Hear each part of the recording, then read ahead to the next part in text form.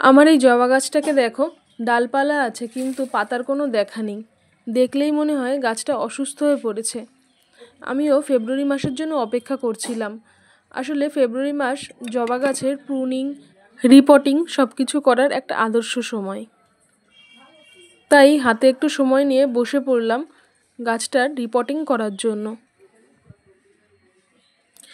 খানিকটা মাটি খসানোর পরই দেখতে পেলাম নেট পট, যেটা একদম বাইরে বেরিয়ে এসেছে। আর এই গাছের শিকড়গুলো দেখো নেট পট ভেঙে ওপরের দিকে উঠে এসেছে। বুঝলাম যে গাছের সমস্যাটা এই নেট পটের জন্যই হচ্ছে।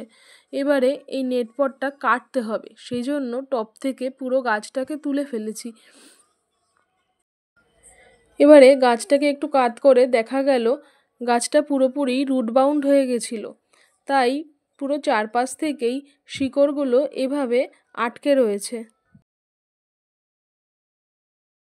দেখো আমি আস্তে আস্তে করে মাটিটা খসিয়ে নিচ্ছি। আমি বুঝতে পারছিলাম যে গাছটার হয়তো কষ্ট হচ্ছে, কিন্তু কিছু করার তো নেই। ওর সুস্থ হওয়ার জন্যই এখন এটা করতেই হবে। আর যেহেতু নেট পট কাটতে হবে, সেই কারণের জন্য ভয় পেলে হবে না।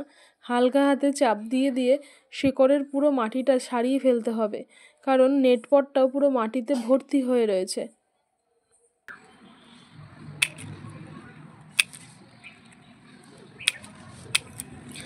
এবারে আমি প্রুনার দিয়ে আস্তে আস্তে নেট পটটাকে কেটে নিচ্ছি।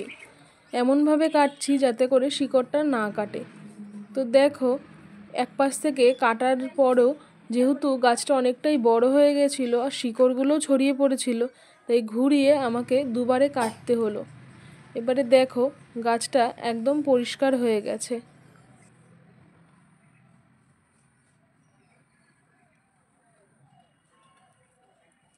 অজস্র শিকড় রয়েছে। তো এবার এখান থেকে যেগুলো সরু শিকড় রয়েছে আমরা সেগুলোকে কেটে নেব।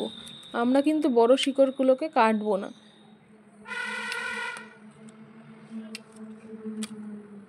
তো এবার আমাদের গাছটাকে প্রতিস্থাপন করার পালা। তো মাটি তো আমি আগেই তৈরি করে রেখেছিলাম, তো সেটা দিয়ে আমি গাছটাকে প্রতিস্থাপন করে দেব। মাটির মিক্সচারের কথাটা বলে দিই। 60% আমরা দেব নর্মাল গার্ডেন সয়েল, 20% দেব আমরা গোবর সার বা ভার্মি কম্পোস্ট। যদি গোবর সার ব্যবহার করি তাহলে অন্তত 1 বছরের পুরনো গোবর সার ব্যবহার করতে হবে। 10% দেব আমরা পাতা পচা সার বা কোকোপিট, আর বাকি 10% আমরা দেব বালি। তো এগুলো দেওয়াতে মাটিটা ঝুরঝুরে হবে। মাটি যত ঝুরঝুরে হবে তত শিকড় চলাচলে সুবিধা হবে।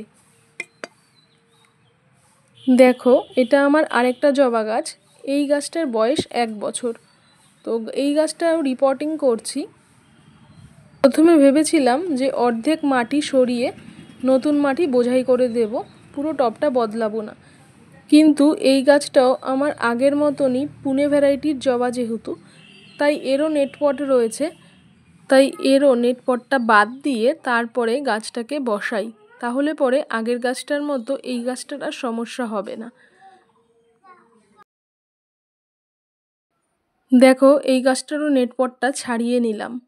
গাছটার বয়স যেহেতু 1 বছর, তাই শেকড় অতটা ছড়িয়ে পারেনি। আমি তোমাদেরকে বলবো, তোমরা যারা পুনে ভ্যারাইটির জবা করছো তারা 1 বছর পর যখন রিপোর্ট করবে তখন একেবারে নেটপটটা কেটে গাছটা বসাবে। তাহলে আমার প্রথম গাছটায় যে ধরনের সমস্যা এসেছে সেটা তোমাদের আসবে না। পটিং মিক্সচারের ব্যাপারে তোমাদেরকে আগেই বলে দিয়েছি। এখানে দেখে নাও একবার টবটা কিভাবে সাজাতে হবে। প্রথমে খোলামকুচি দিয়ে টবের ছিদ্রগুলো বন্ধ করে নিতে হবে। তার উপরে দিতে হবে চিপস্টোন, তার উপরে বালি। এতে জল নিষ্কাশন ব্যবস্থা ভালো থাকবে, তাহলে গাছের শিকড় পচার কোনো সম্ভাবনাই থাকবে না। এরপরে গাছটাকে বসিয়ে পরিমাণ মতন মাটি দিয়ে চেপে চেপে মাটিটাকে বসিয়ে নিতে হবে, যাতে করে কোনো ফাঁকা না থাকে। এরপরে মাটি বসানো হয়ে গেলে টব ভর্তি করে জল দিয়ে দিতে হবে। জলে কিছুটা সাফ ফাঙ্গিসাইড আমরা গুলে দেব। এতে করে শিকড় যতটা ক্ষতিগ্রস্ত হয়েছিল তাতে আর ফাঙ্গাস অ্যাটাক করতে পারবে না। কিছুদিন গাছটা শেডের নিচে থাকবে, এরপরে শুরু হবে রুট ট্রিটমেন্ট। তো আজকে এই পর্যন্ত, পরের দিন দেখা হবে অন্য কোনো ভিডিওতে। Bye bye.